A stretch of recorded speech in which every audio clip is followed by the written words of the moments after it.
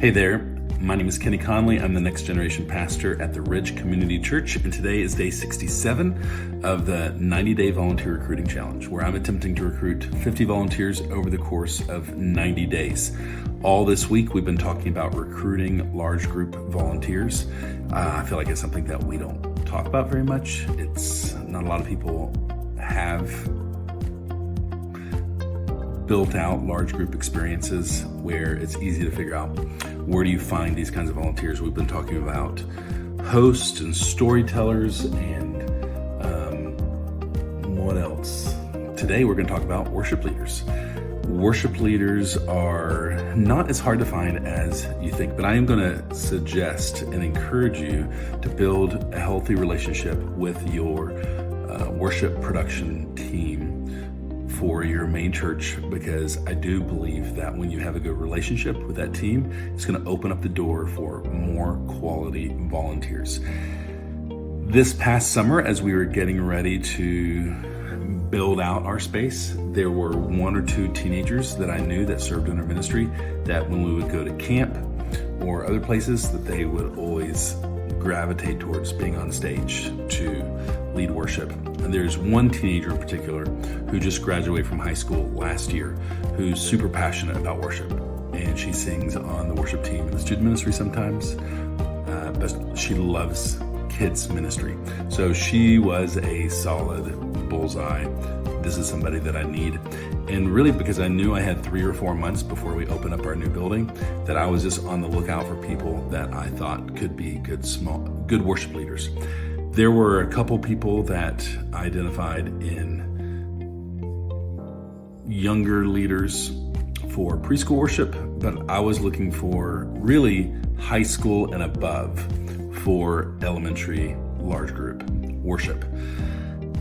A couple months ago, we did a new members class, our next steps class, and there was an individual who raised their hand and expressed an interest in kids ministry at the next steps class. She came to a volunteer orientation, and she serves every other week for all 3 services as a worship leader on our main stage. But she was looking for more ways to get involved. She actually grew up in our church, and we started to plug her in a couple different elementary small group roles. But as she was onboarding and doing her test drive, I started to open up the possibility of her stepping in and leading in worship, and she was super excited about that. And it worked out with her schedule that she could serve with us on the weeks that she doesn't serve on the main stage.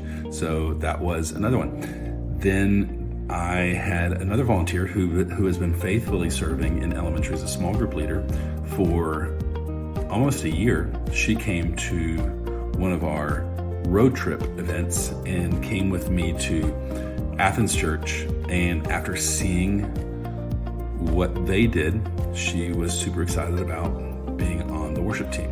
So she wants to be a small group leader, but then during one service, she would also lead worship, which is cool.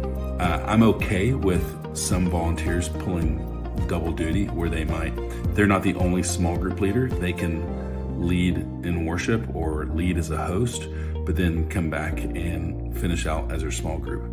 Like long term, I would prefer to have people locked into those specific roles, but where we're at right now, that's great. I have another volunteer who serves very infrequently.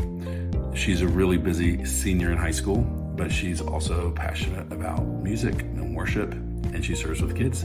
So she's been on the team. And then I got one other guy that I found just recently who has been trying to get involved in a worship capacity, and he's passionate about kids. I reached out to him. He came observed one week and then came to a volunteer orientation, and now he is one of our worship leaders. So the way it's just keeping your eyes out for these people and asking questions and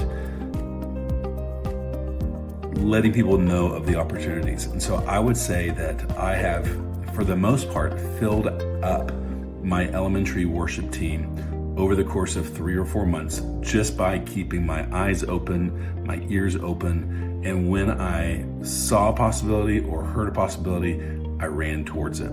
So I basically have most of my worship volunteers serve every week at the same service. I think at the 9:30 service, I have one volunteer who's there every week. And at the 11:15 service, I have two volunteers that are there every week. But I also have two volunteers who serve on the main stage every other week. And they serve in kids every other week. And then when they're with me every other week, they serve for both of our services at 9:30 and 11:15. So that means I have two worship leaders at my 9:30 service, and I have three worship leaders at my 11:15 service. So I wouldn't mind finding another worship leader for my 9:30 service, ideally a weekly volunteer. And honestly, anywhere between 3 to 5 worship leaders, perfect. I love it. So I don't know. I think it's usually best to prioritize looking at high schoolers. Most of our worship is heavy on the dance moves and hand motions. Doesn't really require strong vocals. So a lot of times you find teenagers that do cheer, they do dance, they love to be on stage. And you find teenagers like that love Jesus and love being with kids. It doesn't take a lot of effort to build a really great worship team. But the secret sauce is when you do get skilled worship leaders, give them a microphone. Let them talk between the songs. Let them continue the chorus a little bit longer after the song ends. And you can kind of elevate your worship experience to the next level, as opposed to just having a bunch of high schoolers who are just great at hand motions. So it takes a little bit of work, but there's enough people, there's enough teenagers, and once you get a small group in there that like doing it, they tell their friends, and their friends see it, and it grows. So don't settle for just having an adult in the room come up on stage, or just having somebody pick kids out of the audience come and lead worship. I think there's something really powerful about having teenager and adult worship leaders who can set the tone and set the stage, who have rehearsed and practiced and are leading the kids towards a destination.